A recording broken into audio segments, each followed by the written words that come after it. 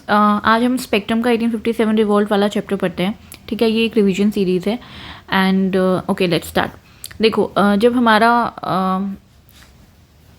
ये तो हमें पता है, हम स्कूल टाइम से पढ़ रहे हैं कि जो रिवॉल्ट ऑफ 1857 है, 1857 की जो क्रांति है, वो हमारा फर्स्ट वॉर ऑफ इंडिपेंडेंस कहा जाता है। ठीक है, तो अगर आप देखोगे तो 1757 में जो आपका बैटल ऑफ प्लासी हुआ था, ठीक है, बैटल ऑफ प्लासी हुई थी 1757 में टिल 1857 का रिवोल्ट, उसके बीच में आपके मल्टीट्यूड ऑफ आपकी बहुत सारे सिविल अपराइजिंग्स हुई, आपके पीजेंट अपराइजिंग्स हुई, ट्राइबल रिवॉल्ट्स हुए जो हम बाकी चैप्टर्स में पढ़ेंगे।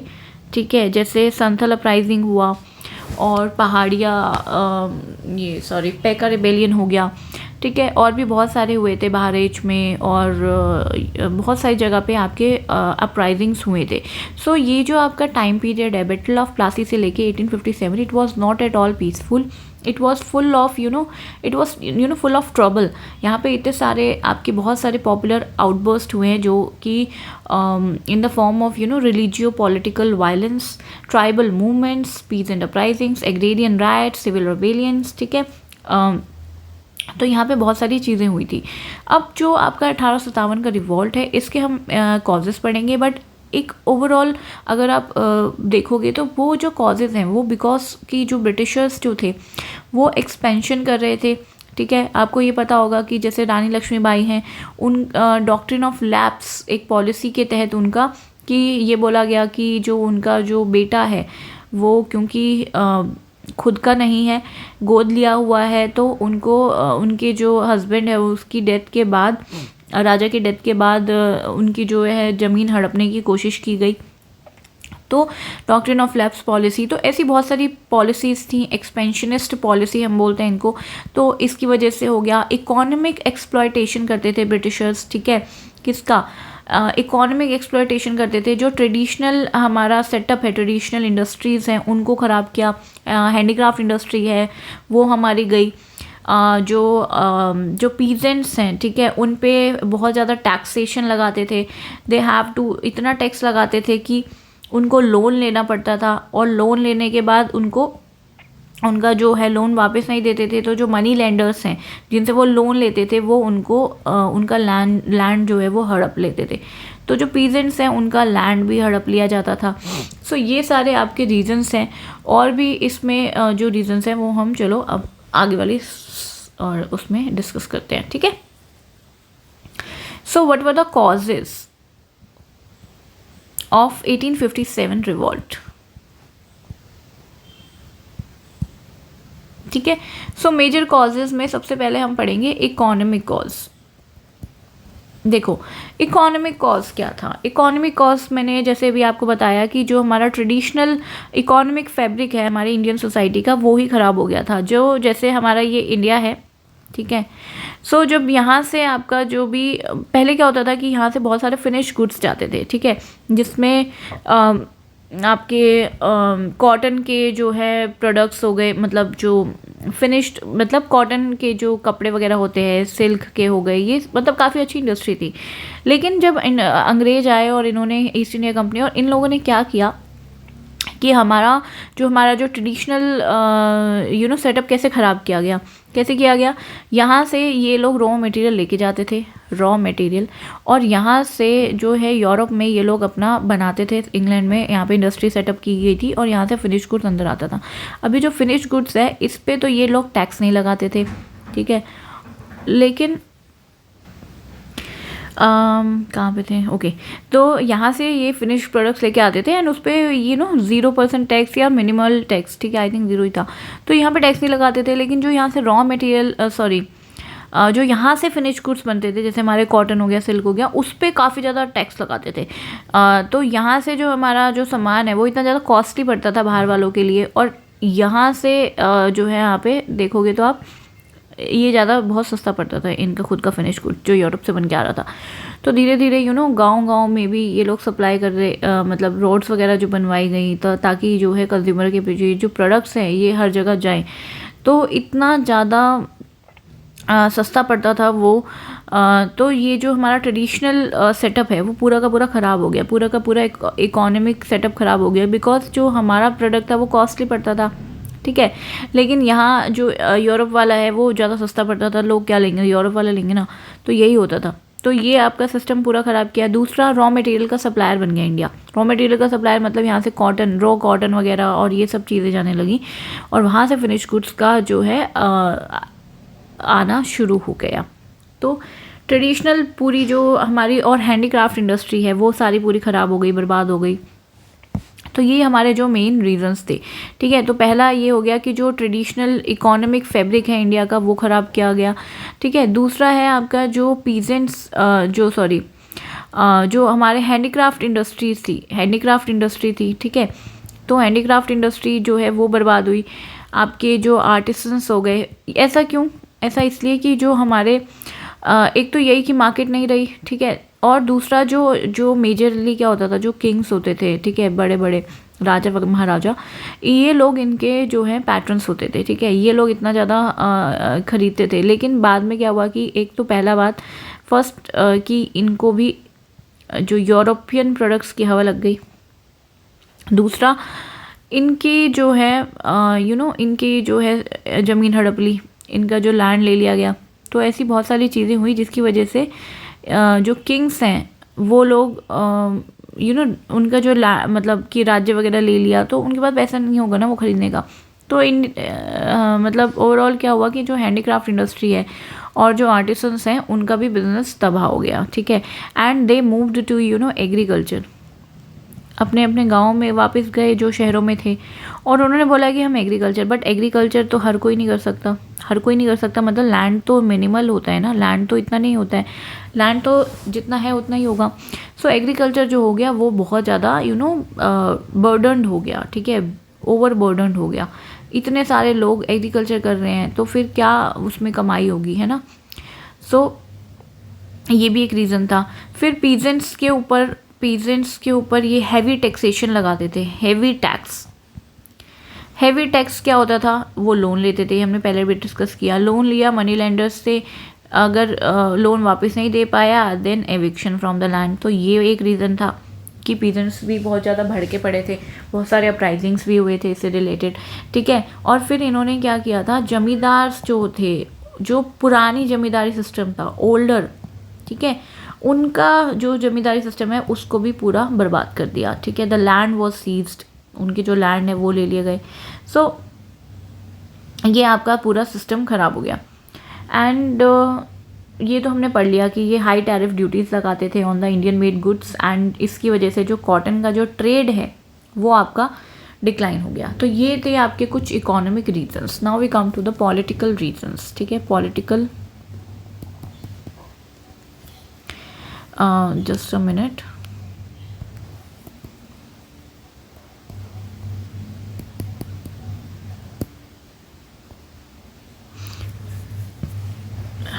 Sorry, just a minute.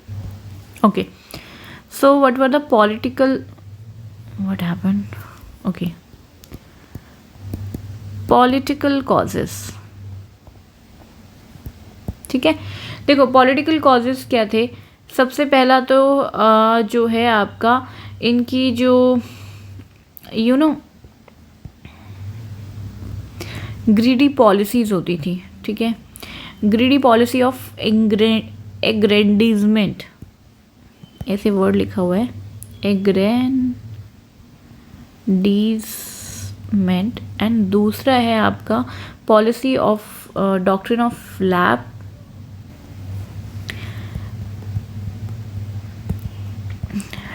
Of lapse, subsidiary alliances, ठीक है। ऐसे इन्होंने पॉलिसीज़ बनाई जिसकी वजह से these were the political causes. Aggrandisement का मतलब होता है कि अपनी पावर को इस्टेब्लिश करना, अपने आप को सुपीरियर शो करना, और पावर को सत्ता को हड़पना टाइप, ठीक है। तो ऐसी पॉलिसीज़ बनाई है ना obviously. And then doctrine of lapse तो हमने डिस्कस कर लिया, उसमें यही था जो अभी हमने पढ़ा कि जैसे रानी लक्ष्मीबाई वाला, ठीक है, आपका जो लीगल हीर होना चाहिए, जो लीगल हीर है वो उससे रिलेटेड था, ठीक है। जो सब्सिडरी अलायंस है उसमें क्या था कि कि जो ब्रिटिशर्स हैं, ठीक है, ईस्ट इंडिया कंपनी, वो बोलती थी कि हम अपने जो है आर्मी या जो भी है ट्रूप्स जो हैं वो आपके यहाँ पे स्टेशन करेंगे, ठीक है, और आप हम उसके लिए पैसा दो और हम आपकी रक्षा करेंगे टाइप। और उसमें क्या था कि आप क्यों किसी भी फॉरेनर किसी भी फॉरेनर या किसी और उससे भी आपको अगर कोई बात करनी है, कुछ करना है, तो आपको ब्रिटिशर्स की परमिशन लेनी पड़ेगी। बट ऐसा क्यों करेंगे कोई? सब्सिडरी अलायंस मोस्टली होता था जब वॉर, इन्होंने बहुत सारे वॉर लड़े थे, ठीक है, जैसे मैसूर के साथ, ठीक है, मैसूर हो गया, और मराठास के साथ भी, ठीक है। तो ये जितने भी आपके बहुत सारे वॉर हैं जो इससे पहले वाले चैप्टर्स में हैं, तो ये सारे जितने भी वॉर्स थे उसके बाद ये लोग अपनी हर उसमें ना कुछ पॉलिसी ले आते थे कि चलो अब सेटलमेंट करते हैं। लड़ाई वड़ाई कर ली, सारा पैसा डूब जाता था, ऑब्वियसली इनका जो है इनकी पॉलिसी ही होती थी कि सब्सिडरी अलायंस कर लिया, उसमें क्या कहते थे कि हमारे ट्रूप्स तुम्हारे पास रहेंगे, अब इतना पैसा दो उनकी वो करने के लिए, हम तुम्हारी रक्षा करेंगे, फिर बाकी आपको किसी और राज्य से बात नहीं करनी है, ठीक है। तो ये सारी चीज़ें होती थी। So these were the political causes. Now we come to the administrative causes, ठीक है। देखो एडमिनिस्ट्रेटिव कॉजेस क्या थे? एडमिनिस्ट्रेटिव कॉजेज वही थे कि जो इनके ऑफिशियल्स थे, ईस्ट इंडिया कंपनी के जितने भी ऑफिशियल्स थे जो भी थे, वो उनका करप्ट बिहेवियर, ठीक है, तो करप्शन वॉज एट पीक, ठीक है, poor governance and alien outlook. Alien outlook से क्या आया? एब्सेंटी सोवरेनिटी, ठीक है, समझे। देखो करप्ट ऑफिशियल्स हो गए, पुअर गवर्नेंस हो गया, एलियन आउटलुक क्यों? वाई? बिकॉज जो इससे पहले जितने भी राजा महाराजा और या मुगल्स वगैरह या जो भी लोग आए, ठीक है, उन्होंने जो भी हमने एंशियंट हिस्ट्री में बहुत सारे जो है हमने पढ़ा था कि रोमन्स आए और बहुत सारे लोग आए। सो ये जितने भी लोग आए ये सारे एसिमिलेट हो गए, जैसे कुशान्स आए थे, है ना, तो ये सब एसिमिलेट हो गए। लेकिन ये जो ब्रिटिशर्स हैं वो लोग जो है उनका एक एलियन आउटलुक रहा है, वो हमेशा, वो कभी भी एसिमिलेट नहीं हुए। दे वांटेड टू रूल करना, अपना पैसा बटोरना, दूसरों को एक्सप्लॉयट करना, सोसाइटी में एक्सप्लॉयटेशन, वो सब चीज़ें जो है वो चल रही थी। तो एब्सेंटी सोवरेनिटी वाली फीलिंग की, गॉट इट, एलियन आउटलुक की, ये तो अपने है ही नहीं ना वो वाला चीज़। तो ये एडमिनिस्ट्रेटिव कॉजेस थे। Then we come to the socio religious causes.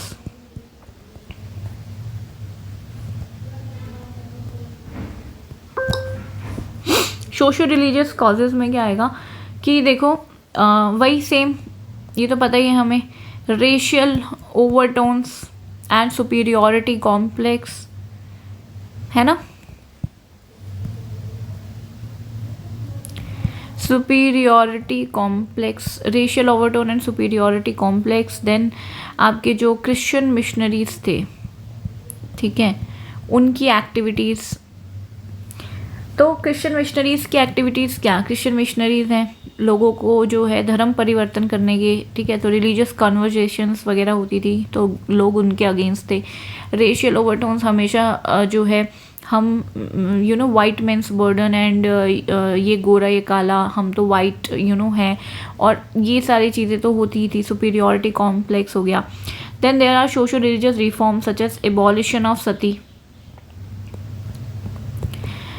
ठीक है। अब प्रॉब्लम ये नहीं थी कि ये सही है या गलत, प्रॉब्लम ये थी कि ये आउटसाइडर आके यहाँ पे हमारे इंडिया के बारे में, ठीक है, आउटसाइडर्स आके क्यों बता रहे हैं कि क्या गलत है और क्या है, ये that was considered as interference, ठीक है, कि जो सती को एबॉलिश करने का था, विडो रीमैरिज से रिलेटेड इन्होंने कुछ लॉज बनाए, ठीक है, वुमेन की एजुकेशन से रिलेटेड था, तो दे वर कंसिडर्ड एज इंटरफेरेंस, ठीक है, इन द रिलीजियस जो है मिलियो ऑफ इंडिया, ठीक है। Then decision to tax mosque and temple lands, इन्होंने बोला कि जो टेम्पल लैंड्स हैं और जो मॉस्क है उस पे हम टैक्स लगाएंगे, तो वो भी उसके भी अगेंस्ट थे। Then there was, this is very important, religious disabilities act, ठीक है।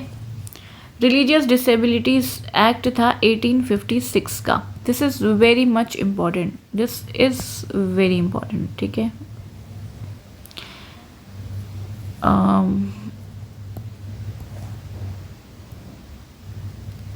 सो सॉरी, क्या हो रहा है इसमें। देखो, जो रिलीजियस डिसेबिलिटीज एक्ट है, 1 मिनट ना, ओके, या रिलीजियस डिसेबिलिटीज एक्ट 1856, ये जो है ब्रिटिशर्स लेकर आए। इसमें क्या था कि अगर आप change of religion did not debar a son from inheriting the property, ठीक है। अगर कोई बेटा है, ठीक है, सन है, अगर उसने अपना रिलीजन चेंज भी कर लिया है फ्रॉम मुस्लिम टू हिंदू और हिंदू टू मुस्लिम और एनी अदर रिलीजन, तो उसकी प्रॉपर्टी से बेदखल नहीं कर सकती उसकी फैमिली। ये इट वाज कंसिडर्ड लाइक कि ये हमारे मतलब कि सोशो रिलीजियस कॉजेज़ में ये इम्पॉर्टेंट है, सबसे बड़ा एग्ज़ाम पर्सपेक्टिव से, ठीक है, कि ये वाला act socio religious disabilities act 1856, okay. It was considered as interference obviously. Then okay, उसके बाद हमारा कॉज आएगा डिसकंटेंट, 5th कॉज, ठीक है, नहीं सॉरी, या इन्फ्लुएंस ऑफ आउटसाइड इवेंट्स।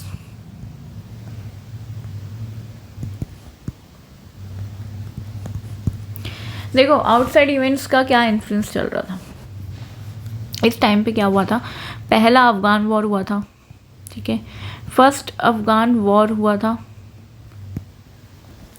ये हुआ था 1838 से लेके 42 तक।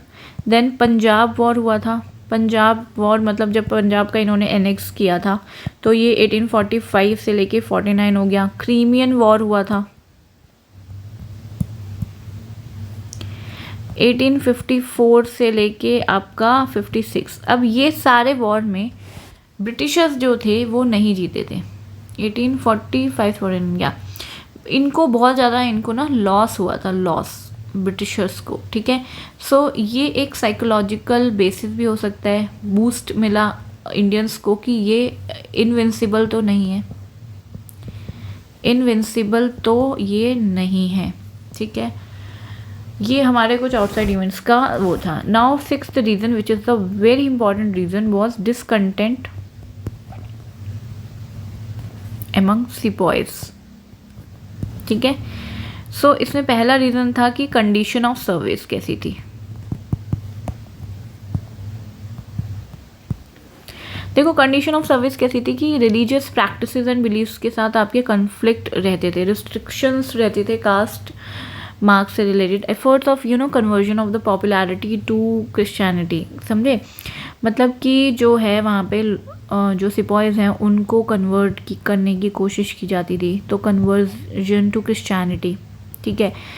And conflict with religious practices and beliefs, उसमें आपका मेन रीज़न तो यही आ गया कि जो आपके जो बोन डस्ट, जो उनका आटा था, जिस वो उसमें वो एलिगेशंस थी कि उसमें बोन डस्ट मिलाया गया है, ठीक है।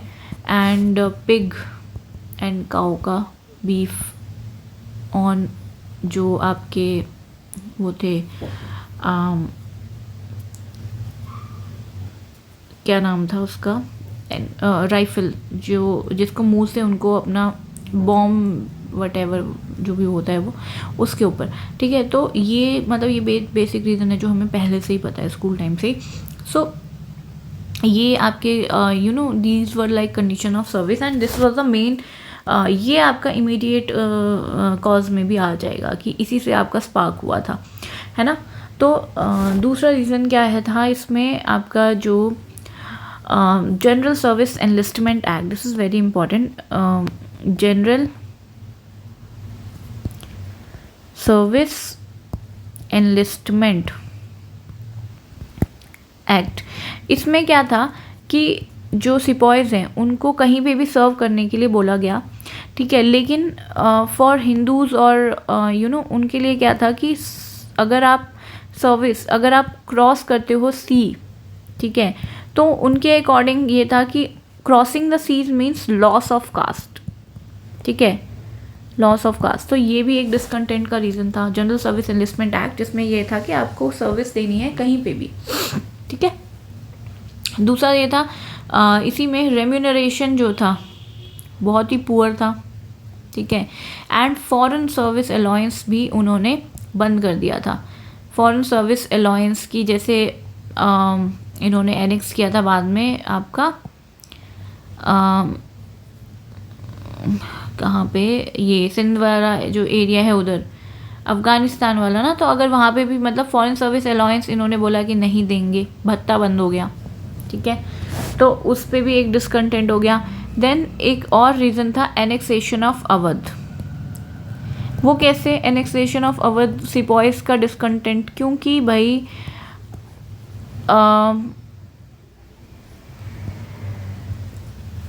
अवध, क्योंकि जो लोग हैं, ठीक है, सिपॉइस जो हैं वो क्या हैं, वो तो वहीं के हैं ना, ठीक है। अवध से भी होंगे बहुत सारे लोग, तो सॉरी ना, ये रीज़न एक बार मुझे देखना पड़ेगा, बट जहाँ तक मुझे याद है इसमें यही था कि annexation of Awadh means, actually मैंने बुक नहीं खोल रखी है अभी, मैंने अपने नोट्स बनाए थे, मैं उसी से पढ़ा रही हूँ। देखो एनेक्सेशन ऑफ अवध एक बार मुझे देखना पड़ेगा, फिर मैं बताऊँगी बाद में, और may be you can see कि इसमें क्या रीज़न था एग्जैक्टली। तो जहाँ तक मुझे याद है इसमें यही था कि जो सिपॉइज़ हैं अवध को एनेक्स किया, तो दैट वाज क्योंकि वो लोग वहाँ के भी थे, अवध से भी थे, तो उन्हें लगा कि उन्हीं का मतलब घर पे किसी ने हमला कर दिया टाइप, समझ सकते हो ऐसे आप रीज़न को। Okay, now we come to, हमने कॉजेस पढ़ लिए, अब हम आएंगे कि beginning in the spread of revolt, ठीक है। तो स्प्रेड कैसे हुआ, शुरुआत कहाँ से हुई, ठीक है।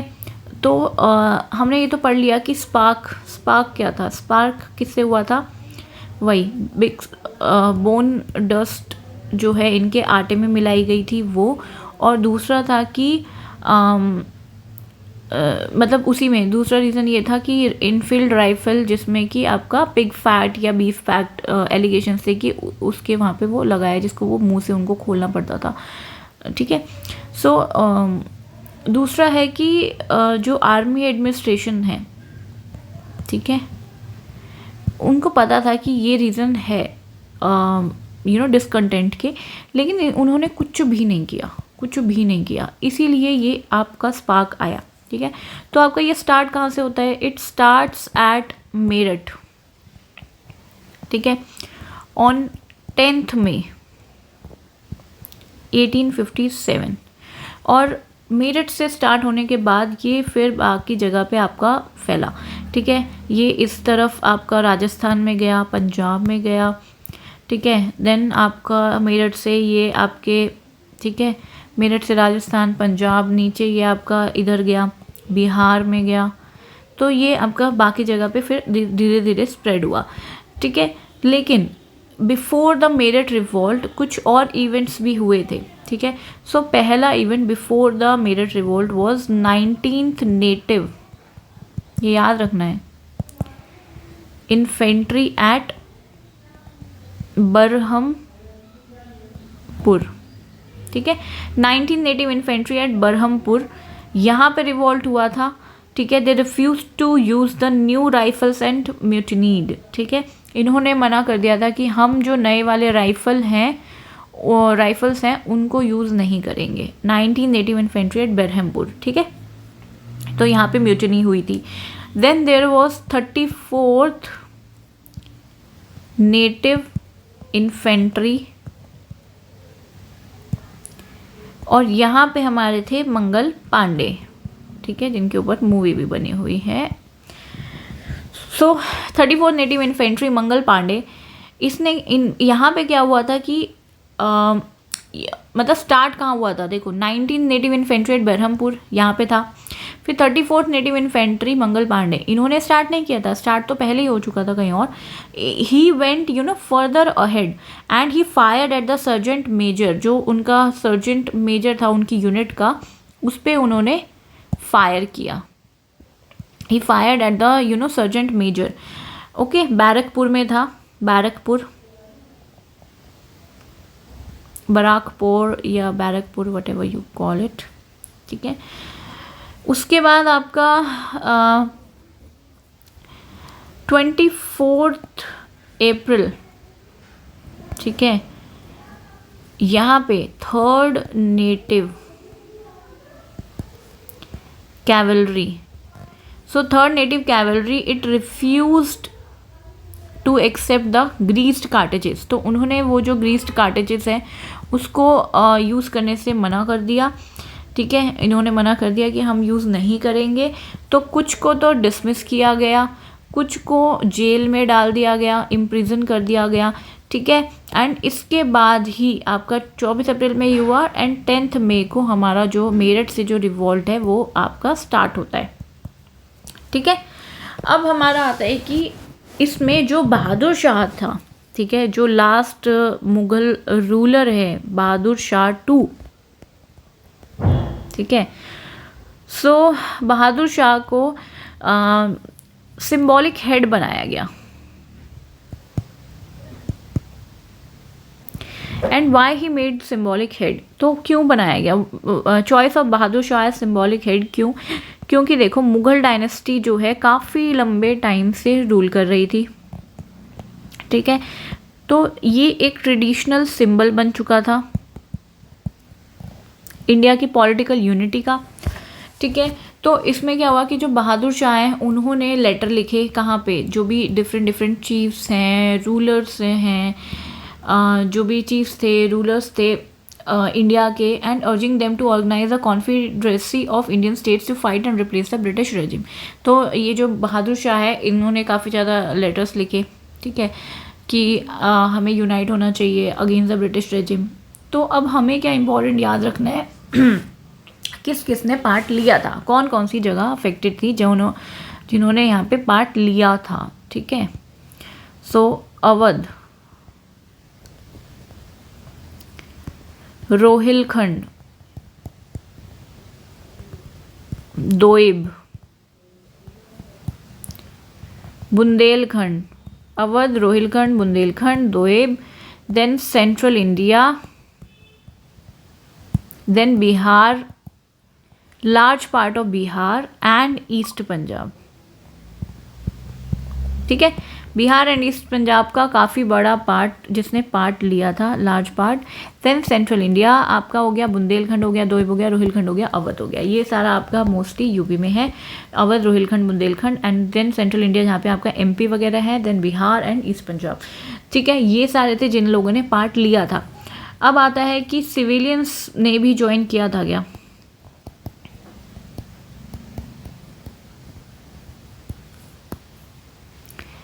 तो देखो सिविलियंस ने भी ज्वाइन किया था, यस। तो देखो पार्टिसिपेशन किस किस का था? पार्टिसिपेशन जो था, पीजेंट्स भी थे,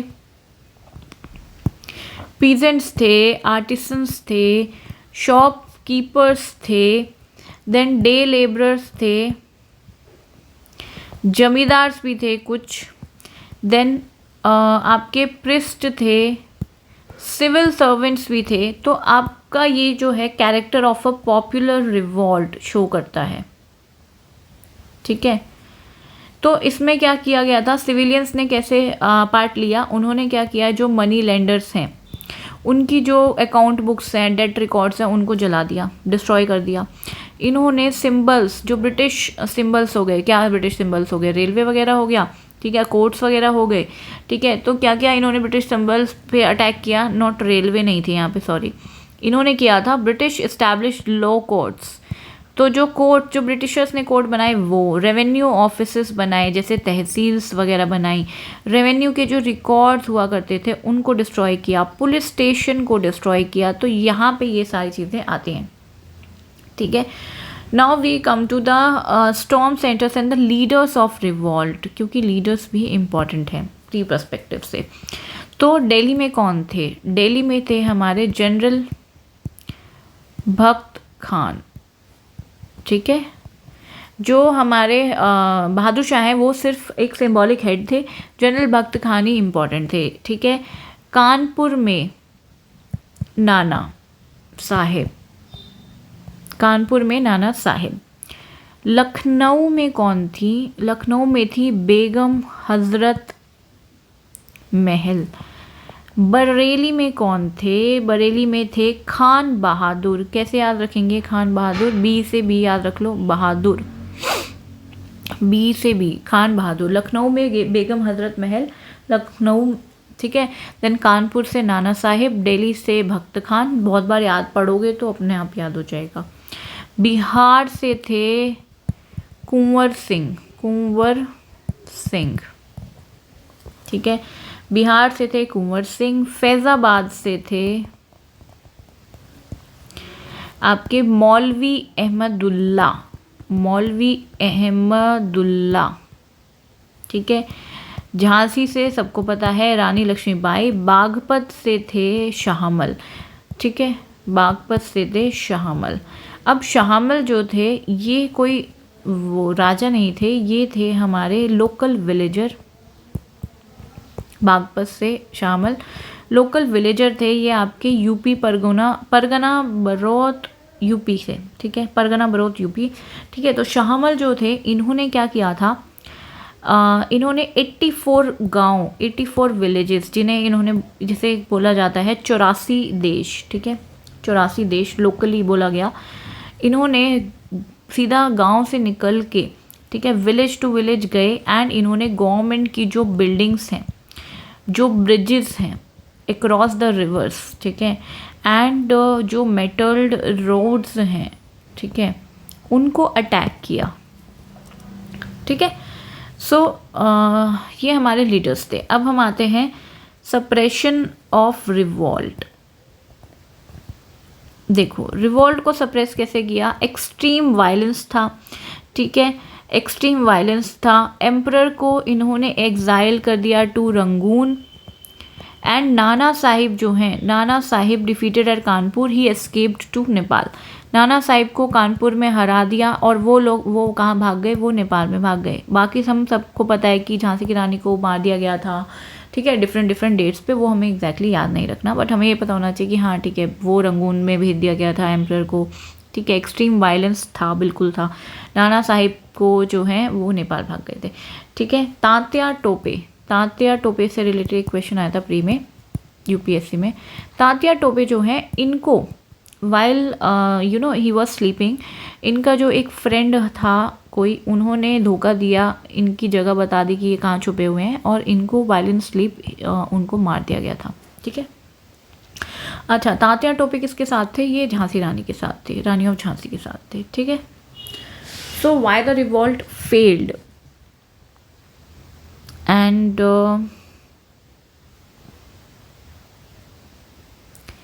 एक सेकेंड ना, हमने एक चीज़ मिस कर दी है कि किस किसने पार्ट नहीं लिया था। नहीं, मिस नहीं किया, अभी वो आएगी, okay.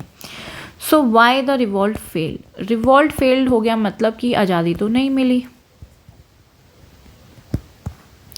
Why the revolt failed, ठीक है। देखो, all India participation was absent, all India participation was absent. कैसे?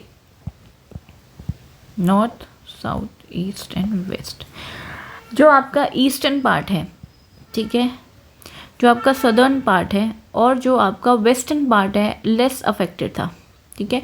हमने क्या पढ़ा था? हमने पढ़ा था कि जो आपका यूपी है, जैसे अवध, रोहिलखंड, बुंदेलखंड, ये जो ये वाला एरिया था, और आपका कुछ सेंट्रल इंडिया का पार्ट था, कुछ आपका large part of your Punjab and all, ठीक है।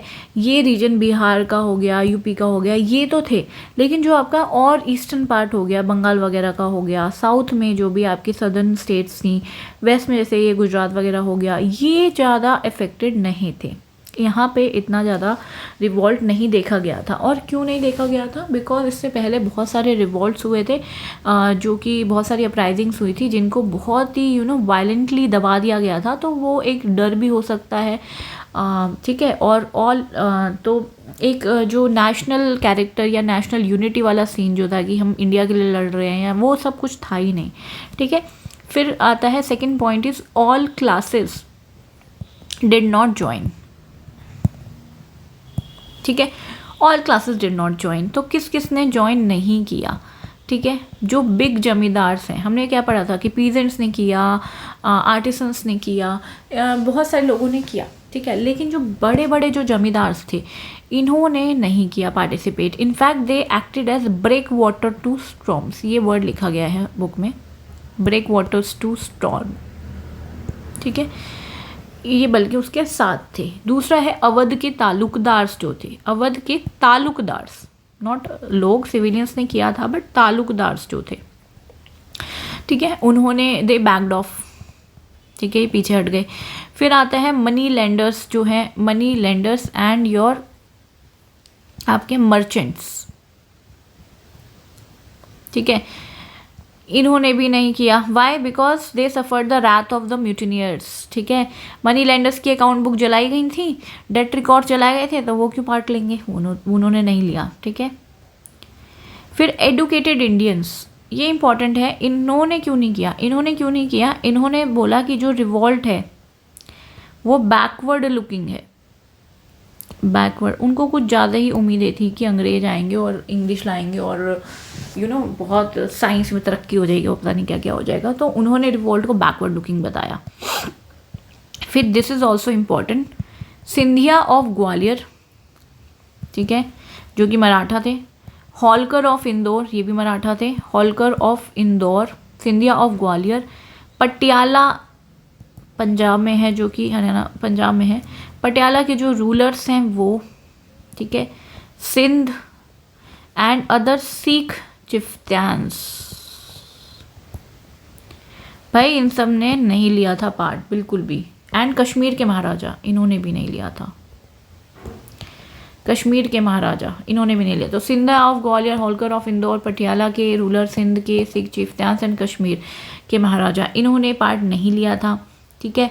1/4 जो था टोटल एरिया इंडिया का, not more than 1/10 of the total population, area wise 1/4 and population wise not more than 1/10 population was affected, ठीक है। So that was the reason जो कि आपका all classes did not join.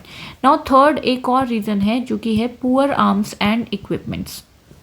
India के पास poor arms, हम जो हैं तलवार लेके, उनके पास गन थी, ठीक है, हम स्वॉर्ड्स तलवार वगैरह से लड़ रहे थे, उनके पास गन्स थी, ये एक रीज़न हो गया। Then it was uncoordinated and poorly organised, कोई सेंट्रल लीडरशिप नहीं थी। इनफैक्ट बोला जाता है कि जो हमारे एम्परर बहादुर शाह हैं वो तो वीकेस्ट पॉइंट थे, वीकेस्ट पॉइंट, ठीक है। No unified, because he was older and maybe यही रीज़न था। नो यूनिफाइड आइडियोलॉजी, कोई यूनिफाइड आइडियोलॉजी नहीं थी, कोई यूनिफाइड आइडियोलॉजी नहीं थी मीन्स जो एक क्लियर अंडरस्टैंडिंग होती है कि ये हमारे ऊपर रूल कर रहे हैं, कॉलोनियल रूल की एक क्लियर अंडरस्टैंडिंग नहीं थी। पॉलिटिकल पर्सपेक्टिव और societal alternative was also missing, ठीक है, कोई और अल्टरनेटिव नहीं था कि अगर अंग्रेज चले जाएंगे तो फिर क्या, बाकी सब लड़ मरेंगे जो बाकी सारे रूलर्स हैं क्या, तो एक पॉलिटिकल पर्सपेक्टिव भी नहीं था कि इसके बाद क्या होगा, ठीक है, एक सोसाइटल अल्टरनेटिव भी मिसिंग था। तो ये एक आपके कुछ रीज़न थे। अच्छा, अब इसमें आता है कि हिंदू मुस्लिम यूनिटी फैक्टर, क्या हिंदू मुस्लिम यूनिटी थी? बिल्कुल थी, बिल्कुल थी। सो कंप्लीट कोऑपरेशन था at all the level. Bahadur Shah Zafar खुद एक मुस्लिम थे, ठीक है, एम्परर थे, एंड सबसे पहले जो हिंदू सिपाही से मेरठ से जो भागे थे वो सबसे पहले मार्च गए थे, दिल्ली में गए थे, हाँ मैं भूल गई थी बताना, तो वो दिल्ली में गए थे। सबसे पहले लीडरशिप उन्होंने किसको दी, सिंबॉलिक हेड किसको बनाया, बहादुर शाह जो कि एक मुस्लिम थे, ठीक है। दूसरा है कि जैसे ही आपका रिवोल्ट होता है काउ स्लॉटर को इमीडिएट बैन कर दिया गया था, ऐसा बोला गया था कि काउ स्लॉटर को इमीडिएटली बैन कर दिया जाए, ठीक है। एंड जो एक इसमें नहीं है, ये स्पेक्ट्रम में नहीं है, ये किसी और बुक में लिखा था, आजमगढ़ का प्रोक्लेमेशन। आजमगढ़ का प्रोक्लेमेशन 1857 में ही आया था। ये आपके ग्रेट, जब ये म्यूटनी चल रही थी उसी टाइम पे, जो मतलब ये पक्का नहीं पता कि इसके ऑथर कौन थे, बट कहा जाता है कि फिरोज शाह थे जो कि बहादुर शाह जफर के ग्रैंड सन थे। इन्होंने प्रोक्लेमेशन निकाला था और उसमें यही मैनिफेस्टो दिया गया था कि वो क्यों लड़ रहे हैं, रेबल्स क्यों लड़ रहे हैं, ठीक है। और उन्होंने ये बोला था कि focus on Hindu Muslim unity, ठीक है। पॉपुलेशन को डिवीजन होने से बोला था कि वार्न द पॉपुलेशन ऑफ कि वो डिवाइड ना हो, उनको बोला गया कि focus on Hindu Muslim unity, ठीक है। तो ये था कि ये हिंदू मुस्लिम फैक्टर ये मतलब यूनिटी थी, ऐसा नहीं था कि डिवाइड थे, बिल्कुल भी नहीं थे डिवाइड, ठीक है। Now what were the consequences, that is also important in the 1857 revolt वाला चैप्टर। देखो रिवॉल्ट के क्या कॉन्सिक्वेंसेस थे, तो एडमिनिस्ट्रेटिव चेंजेस क्या हुए। जैसे ये रिवॉल्ट होता है तो 1858 का अगस्त 1858 में आपका act for better government of India ये लेकर आ गए। देखो इससे पहले बहुत सारे एक्ट थे, आप चार्टर एक्ट पढ़ोगे, वो आपका पॉलिटी के चैप्टर में भी दिया है, हिस्ट्री में भी दिया है, स्पेक्ट्रम में भी दिया है, बट पॉलिटी से पढ़ो तो बेटर है, ठीक है। लक्ष्मीकांत में भी दे रखा है। तो वहाँ पे आप देखोगे कि बहुत सारे एक्ट लेकर आए थे, चार्टर एक्ट ऑफ 1833, ठीक है, आपका 1851 एंड ऐसे करके बहुत सारे आपके एक्ट्स आते हैं। सो ये उसके बाद चार्टर एक्ट नहीं आया, सीधा ये आता है the act for the better government of India. तो इसमें क्या किया गया, इसमें जो क्वीन विक्टोरिया है, ठीक है, क्वीन विक्टोरिया बोला सोवरेन है of British India, appointed a secretary of the state for India. India देखो ऐसा है कि ये हमारा इंडिया है, ठीक है। सो यहाँ से secretary of state for India, एक मिनट दूसरे पेज से बताते हैं। देखो इसमें क्या था कि एडमिनिस्ट्रेटिव एक्ट फॉर उसमें क्या किया गया, एक तो आपका है क्वीन विक्टोरिया जो है उसको बोला कि ये सोवरेन ऑफ ब्रिटिश इंडिया, ठीक है। दूसरा इन्होंने क्या किया कि secretary of state for India, ये जो मेंबर रहेगा ये ब्रिटिश कैबिनेट का मेंबर रहेगा, ठीक है, ब्रिटिश कैबिनेट का मेंबर रहेगा। और जो डायरेक्ट रिस्पॉन्सिबिलिटी थी for the administration of India वो क्राउन ने ले ली, ठीक है। कंपनी का जो रूल था, ईस्ट इंडिया कंपनी का रूल, उसको एबॉलिश कर दिया गया, कोर्ट ऑफ डायरेक्टर्स को एबॉलिश कर दिया गया, ठीक है। एंड जो लॉर्ड कैनिंग है,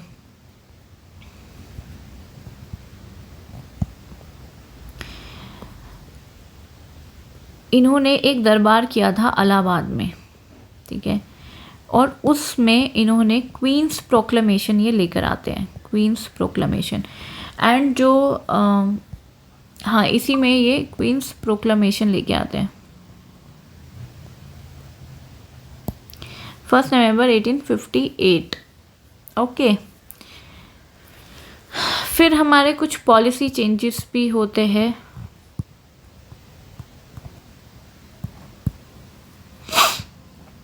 पॉलिसी चेंजेस में क्या किया इन्होंने, बोला कि जो एरा है एनेक्स करने का, एक्सपैंड करने का ब्रिटिश एम्पायर को इंडिया में, जो ईस्ट इंडिया कंपनी ले रही थी दूसरों के राज्य, वो इन्होंने ख़त्म कर दिए। दूसरा है पैरामाउंसी ऑफ ब्रिटिश क्राउन,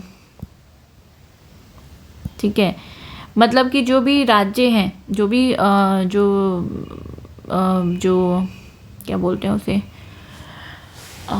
जो राजा वगैरह थे उनके जो भी राज्य थे उनको बोला कि आपको एक सोवरेनिटी एक्सेप्ट करनी पड़ेगी अंग्रेजों की, ठीक है। पैरामाउंसी ऑफ ब्रिटिश क्राउन, ये आपका आगे वाले एक्ट में आएगा जब हमारा इंडिया इंडिपेंडेंट हो रहा था और जब यूनिफिकेशन हो रहा था, तो उस टाइम पे हम ये पढ़ेंगे इसको और डिटेल में कि ये क्या थी पैरामाउंसी, ठीक है। उसके बाद आपका freedom of religion without interference, ठीक है। इन्होंने बोला कि हम फ्रीडम ऑफ रिलीजन देते हैं, ठीक है, विदाउट इंटरफेरेंस, हम नहीं करेंगे interfere. Equal and impartial protection under the law to all the Indians, ठीक है, सबको प्रोटेक्शन मिलेगी under the law to all the Indians. And fifth is equal opportunity at government services, government services में भी सबको इक्वल अपॉर्चुनिटी मिलेगी, जो कि ये जस्ट बोला गया था, हुआ कुछ नहीं था, ठीक है।